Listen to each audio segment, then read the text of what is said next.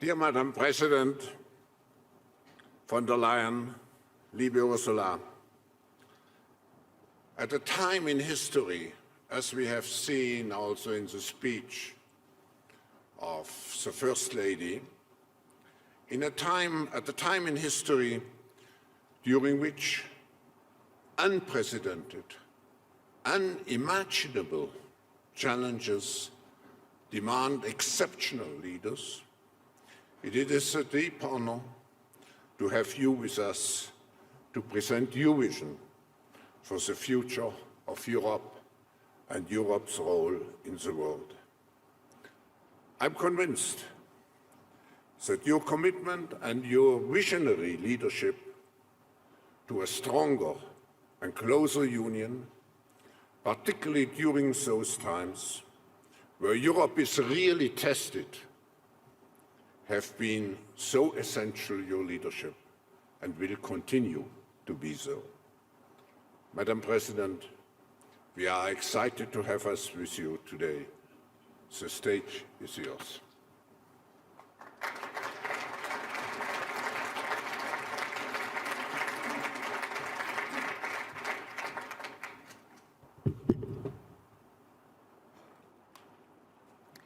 Your Royal Highnesses, Excellencies, ladies and gentlemen, lieber Klaus, my dearest Ursula, for almost 1 year now, Ukraine has stunned the world.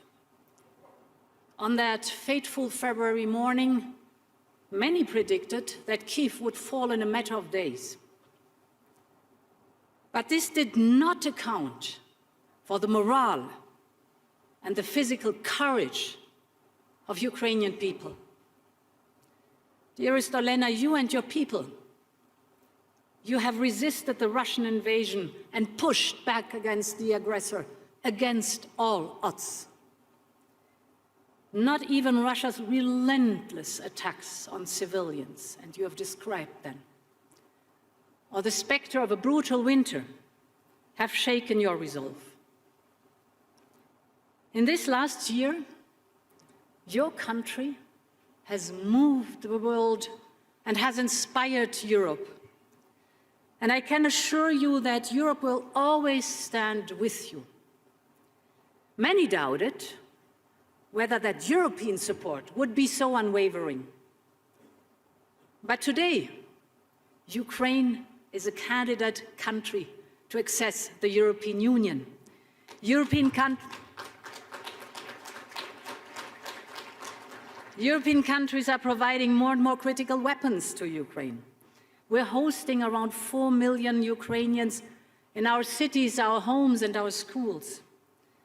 And we have put in place the strongest sanctions ever, which leave the Russian economy facing a decade of regression and its industry starved of any modern and critical technologies. There will be no impunity for these Russian crimes.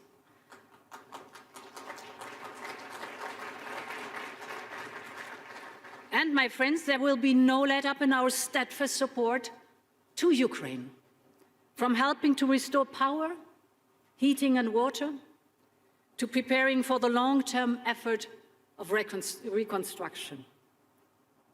And to reaffirm that support, we announced yesterday that the Commission is delivering 3 billion euros of financial support. This is the first tranche of our 18 billion support package for 2023, the largest ever macrofinancial assistance to a third country. This is a strong message, and this will bolster Ukraine's financial stability, help to pay wages, ensure the running of hospitals and housing services and schools.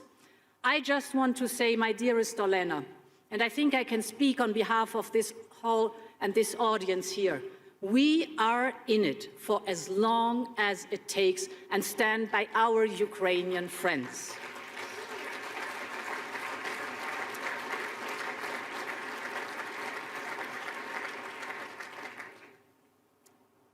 And Europe's reaction to the war is the latest example in how our union has pulled together when it matters the most. Take energy. A year ago, Europe had a massive dependency on Russian fossil fuels built over decades. This made us vulnerable to supply squeezes, price hikes, and of course vulnerable to Putin's market manipulation. In less than a year, Europe has overcome this dangerous dependency. We have replaced 80% of Russian pipeline gas. In parallel, we have filled our storages. Of course, we have reduced our demand by more than 20% in the period from August to November.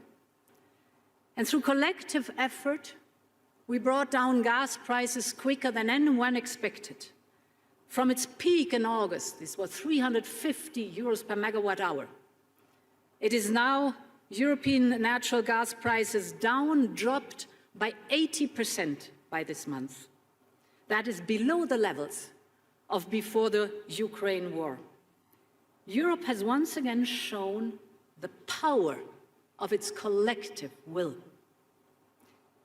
Nevertheless, we should be under no illusion how difficult these periods, first of pandemic and then followed by a war, are for our families and for our businesses. And we will have to show the same resolve as we face up to a collision of crises. Dear Klaus, as your global risk report sets it out, we see rising inflation, making the cost of living and the cost of doing business more expensive. We see energy being used as a weapon. We see threats of trade wars and the return of confrontational geopolitics. In addition, climate change already comes with a huge cost. And we have no time to lose in the transition to a clean economy. And that's what I want to speak about. The net zero transformation is already causing huge industrial, economic, and geopolitical shifts, by far the quickest and the most pronounced in our lifetime. It is changing the nature of work. It is reshaping the nature of our industry. But we are on the brink of something far greater. Just think, in less than 3 decades, we want to reach net zero. In less than 3 decades, we have to reach net zero. But the road to net zero means developing and using a whole range of new clean technologies across our economy, in transport, in buildings, in manufacturing, in energy. The next decades will see the greatest industrial transformation of our times, maybe of any times. And those who develop and manufacture the technology that will be the foundation of tomorrow's economy will have the greatest competitive edge. So the scale of the opportunity is clear for all to see. The International Energy Agency estimates that the market for mass-manufactured clean energy tech will be worth around $650 billion a year by 2030, more than triple today's levels. To get ahead of the competition, we need to keep investing in strengthening our industrial base and making Europe more investment and innovation friendly. And that is what investors are looking closely at in the different markets for clean tech. Here in Europe, we moved first with the European Green Deal to set the path to climate neutrality by 2050. We have cast our net zero target into law to provide the predictability and the transparency business needs. We followed up with our investment firepower of Next Generation EU, that is our 800 billion investment plan, the Just Transition Fund and other instruments across the economy. This is unprecedented investment in clean technology across all sectors of the green transition. Clean tech is now the fastest growing investment sector in Europe, doubling its value between 2020 and 2021 alone. And the good news for the planet is that other major economies are also now stepping up.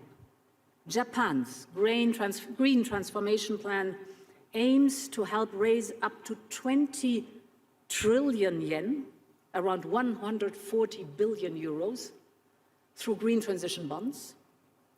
India has put forward a production-linked incentive scheme to enhance their competitiveness in sectors like solar photovoltaics and batteries. The United Kingdom, Canada, and many others have also put forward their investment plans in clean tech. And of course, we have seen the Inflation Reduction Act in the United States, the $369 billion clean tech investment plan. That means that together, the European and the United States alone are putting forward almost €1 trillion to accelerate the clean energy economy. This has the potential to massively boost the path to climate neutrality. But it is no secret that certain elements of the design of the Inflation Reduction Act raised a number of concerns in terms of some of the targeted incentives for companies. So this is why we have been working with our United States friends to find solutions, for example, so that EU companies and EU-made electric cars can also benefit from the Inflation Reduction Act. Our aim should be to avoid disruptions in transatlantic trade and investment. We should ensure that our respective incentive programs are fair and mutually reinforcing. And we should also set out how we can jointly benefit from this massive investment, for example, by creating economies of scale across the Atlantic or setting common standards. At the heart of the joint vision is our conviction that competition and trade are the key to speeding up clean tech and climate neutrality. And that means that we, Europeans, also need to get better at nurturing our own clean tech industry. We know that we have a small window to invest in clean energy and innovation and clean tech before the fossil fuel economy becomes obsolete. So we have an industry at the moment being challenged by the pandemic, supply chain issues and price shocks. We see aggressive attempts to attract our industrial capacities away to China and elsewhere. We have a compelling need to make this net zero transition without creating new dependency. We've learned our lessons from the fossil fuels. And we know that future investment decisions will be taken now, depending on what we do today. We, Europeans, have a plan, a Green Deal industrial plan.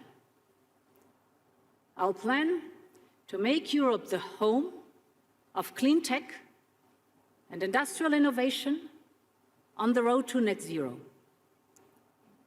Our Green Deal industrial plan will be covering 4 different pillars: the regulatory environment, financing, skills, and trade. The first pillar is about speed and access. We need to create a regulatory environment that allows us to scale up fast and to create conducive conditions for sectors crucial to reach the net zero goal that we've set ourselves. This includes, for example, wind, heat pumps, solar, clean hydrogen, storage, and other topics, for which demand is boosted by our Next Generation EU and Repower EU investments.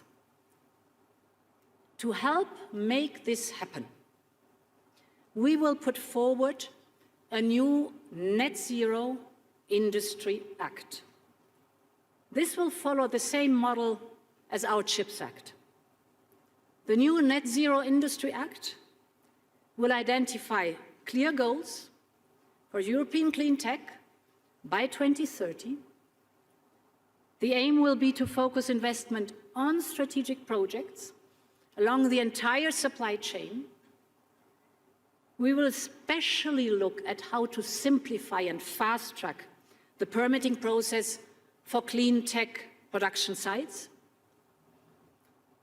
In parallel to this Net Zero Industry Act, we will reflect on how to make important projects of common European interest, the famous IPCEIs, faster to process, easier to fund, simpler to access for small and medium enterprises and for all our member states. The Net Zero Industry Act will go hand in hand with the critical Raw Materials Act. For rare earths, which are vital for manufacturing key technologies like wind power generation, hydrogen storage, you name it. Europe is today 98% dependent on one country, China. Or take lithium, with just 3 countries accounting for more than 90% of the lithium production, the entire supply chain has become incredibly tight. This has pushed up prices and is threatening our competitiveness, so we need to improve the refining, processing and recycling of raw materials here in Europe. And in parallel, we will work with our trade partners to cooperate on sourcing, production and processing to overcome the existing monopoly.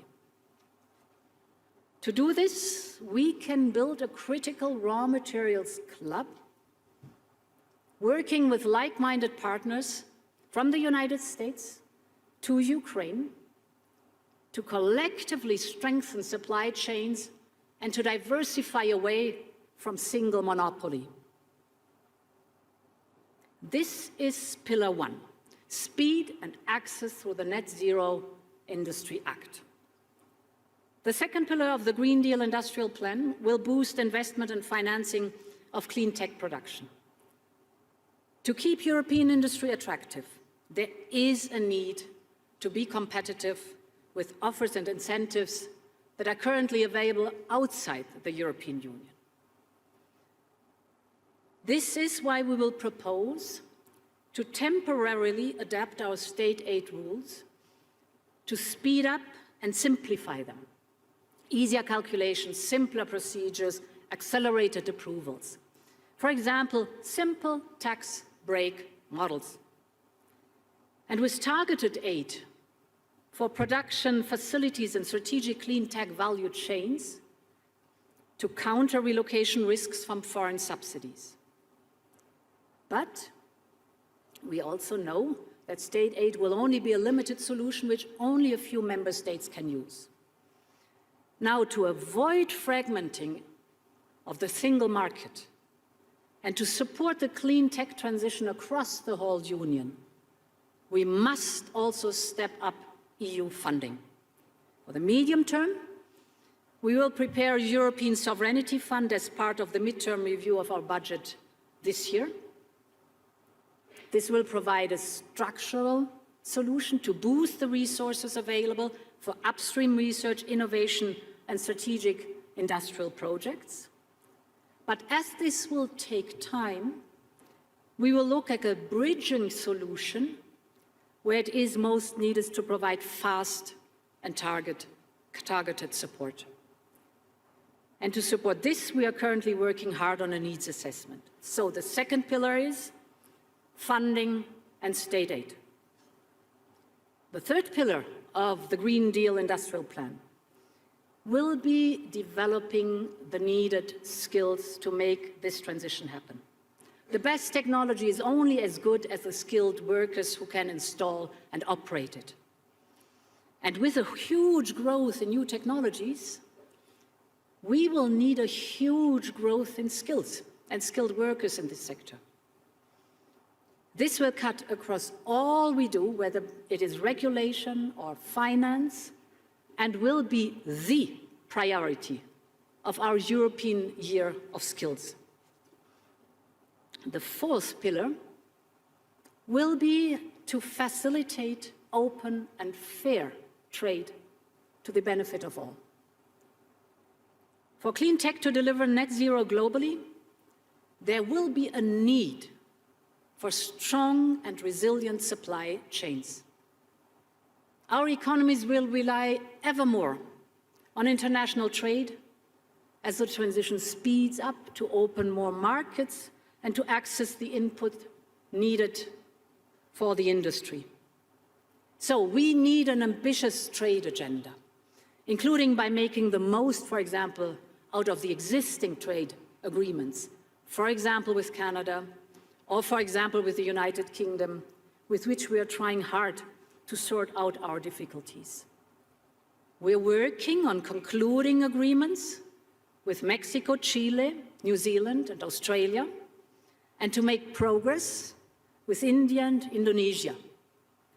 And we need to restart a conversation regarding the Mercosur agreement, because international trade is key to helping our industry cut costs, create jobs, and develop new products. But by the same token, where trade is not fair, we must respond more robustly. China has made boosting clean tech innovation and manufacturing a key priority of its 5-year plan. That's good. It dominates global production in sectors like electric vehicles and solar panels, which are essential for the transition. But competition on net zero must be based on a level playing field. China has been openly encouraging energy-intensive companies in Europe and elsewhere to relocate all or part of their production. They do so with the promise of cheap energy, low labor costs, and a more lenient regulatory environment. At the same time, China heavily subsidizes its industry and restricts access to its market for European Union companies. We still need to work and trade with China, especially when it comes to this transition. So we need to refocus our approach on de-risking rather than decoupling. This means using all our tools to deal with unfair practices, including the new foreign subsidies regulation. And we will not hesitate to open investigations if we consider that our procurement or other markets are being distorted by such subsidies. We want to cooperate, we want to work together. Climate change needs a global approach, but it has to be a fair approach and a level playing field. Ladies and gentlemen, the story of the clean tech economy is still being written. And over the years I've been coming to Davos, I've heard many times that we are on the cusp of a period of creative destruction that the economist Joseph Schumpeter spoke of. His idea that innovation and new tech replaces the old, leaving the old industry and jobs behind. In many ways, this dynamic applies to the clean tech revolution of today and tomorrow. But I believe if Europe gets it right, the story of clean tech economy can be one of creative construction, with the right support and incentives for companies to innovate, with the right focus on skills and people, with the right environment to make the most out of our world-leading innovation capacity. Europe already has everything it takes: talent, researchers, industrial capacity, investment. And Europe has a plan for the future. And this is why I believe the story of the clean tech economy will be written in Europe. Thank you very much.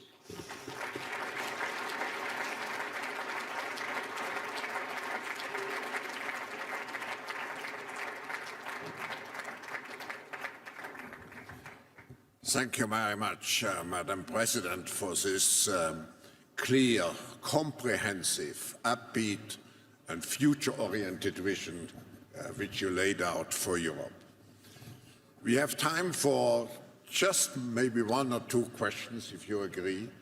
And when you were here last time, we started to discuss the need to come together also for reconstruction of Ukraine. And now, of course, it may sound premature, but we have to prepare ourselves. Could you say some words? Absolutely, absolutely. It is not premature. It is up and running since this month.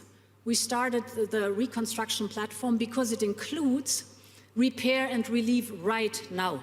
And Ukraine needs repair and relief right now, then to go slowly but surely into the reconstruction. And indeed, the political leadership is with G7. The motor, the engine, is with the Secretariat, with the European Commission in Brussels and in Kyiv, together with our Ukrainian friends. And it is of utmost importance that, on one hand, globally we raise the necessary investment for reconstruction, but that, on the other hand, at the same time, we do the necessary reforms to move forward. Ukraine wants to become a member of the European Union, and it is a perfect opportunity to take investment and reform to pave this way for Ukraine towards the European Union. And my call on you is, we need every helping hand on board. Ukraine deserves to have as much support as possible. And what we need is not only investment with the public sector, but the private investment and your knowledge. You know so much in your respective fields. So we need your knowledge. We need every hand on board to really move forward with repair, relief at the very beginning, but also reconstruction. The people of Ukraine really deserve it.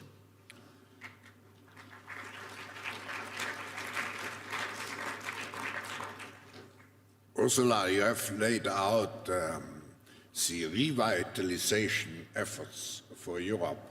I would like to come back with maybe the last question to the role Europe is playing globally and in terms of, the geopolitical leadership, security and values. You have touched upon some of those points. But I know in addition to all your different initiatives, there is the Global Gateway initiative. I think since it concerns many of the partners of Europe, maybe you would like to say something about it. Global Gateway is our 300 billion investment plan for infrastructure abroad for the next 5 years. There's a huge need for investment in infrastructure, and we want to be the offer as a partner where there is the investment in the infrastructure coupled with the added value that stays locally, transparency, and reliability and predictability. And I give you some examples what the Global Gateway investment is in, for example. I've spoken about the enormous dependency of the European Union of Russian fossil fuels before Russia unleashed the war against Ukraine. The European Union was the biggest client for pipeline gas worldwide, and Russia was the biggest supplier worldwide. And this huge demand of the European Union is now completely shifted away from Russia. We have completely decoupled and diversified away. But this demand, of course, is looking for new, trusted, long-term suppliers. And we have to be very careful that we do not create a lock-in effect in fossil fuels, but that we use this opportunity to leapfrog forward into clean energy.